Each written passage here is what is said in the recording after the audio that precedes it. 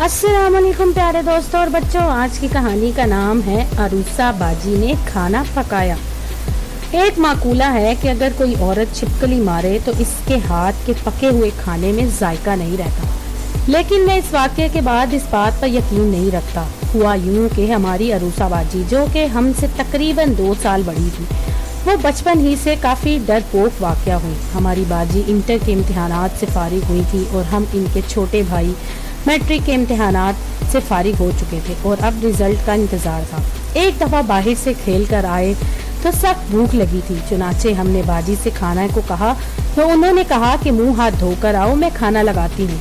हम खाने से फारिग हुए तो नींद आ गई। जब हम सोकर उठे तो अम्मी अब्बू कहीं गए हुए थे। हमने बाजी से पूछा तो उन्होंने कहा कि अम्मी अब्बू खालिद भाई के यहाँ गए हुए हैं। हमने अरूसा बाजी से कहा, बाजी क्यों ना आज खीर बनाई जाए। चुनाचे हमने अरूसा बाजी ने मिलकर खीर तैयार की और जब खीर फीकी और अजीब सी लगी, अरूसा बाजी ने कहा चीनी डालना तो भूल ही गए। खैर, हमने किसी न किसी तरह चीनी डालकर खीर खा ली।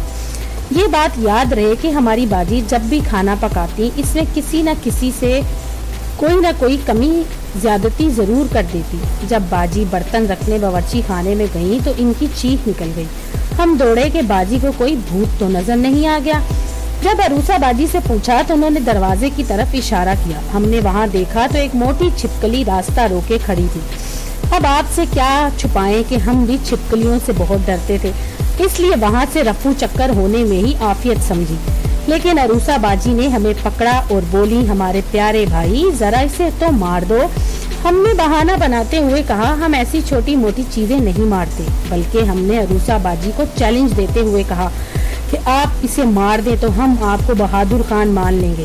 अरूसा बाजी ने हमारे चैलेंज को नजरअंदाज करते हुए कहा, हमें बहादुर खान बनने का कोई शौक नहीं, वैसे हम कोशिश करते हैं। अरूसा बाजी ने झाड़ू उठाई और डरते डरते दरवाजे के पास पहुंची और छिपकली पर झाड़ू का इतना जोरदार वार किया कि हम भी हैरान रह गए कि ये छिपकली मार रही हैं या दरवाजा तोड़ने का इरादा रखती हैं। खैर जनाब, छिपकली इस दुनिया फानी से रुखसत हो गई। हमने बहुत मुश्किल से झाड़ू के जरिए से इसको कूड़े के ड्रम में फेंका। शाम को अम्मी अब्बू वापस आ गए। इनके थोड़ी देर बाद हमारे अंकल मोहसिन और आंटी आरफा आ गए। वैसे तो वो हमारे घर आते ही रहते हैं, लेकिन इस दफा बहुत दिन बाद आए थे।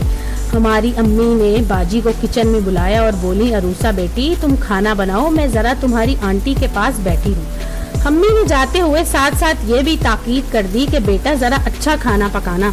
जब खाना तैयार हो गया तो सब खाने बैठे, लेकिन अम्मी अब्बू ने कहा कि हम अभी दावत से खा कर आ रहे हैं, इसलिए आप लोग बिस्मिल्लाह करें।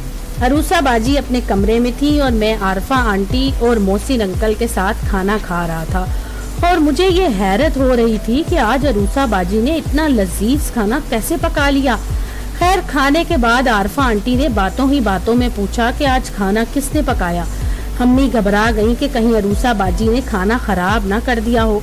अम्मी ने कहा, आज खाना अरूसा बेटी ने पकाया है। तो आरफा आंटी ने कहा, क्या अरूसा ने कहीं से खाना पकाने का कोर्स किया है? अम्मी ने कहा, नहीं तो। फिर आरफा आंटी बोली कि इतना लजीज खाना तो आज तक हमने अपनी जिंदगी में कभी नहीं खाया।